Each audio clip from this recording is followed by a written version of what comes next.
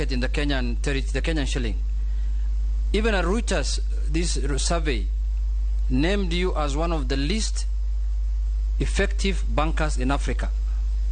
With all these failures, what makes you so attractive to preside over Kenya's economy during even these harder times? And also, there is the issue of the collapsed Imperial Bank, Professor.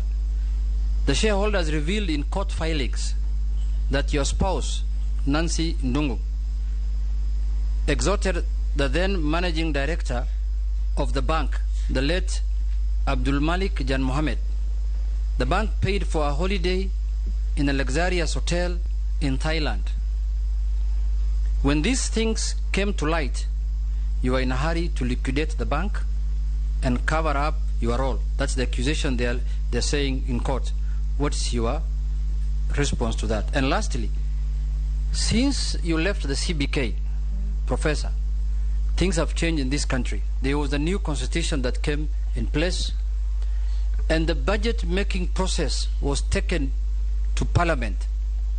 Parliament is the one that, through the Budget and Appropriation Committee, is the one that looks into the budget of the country. We have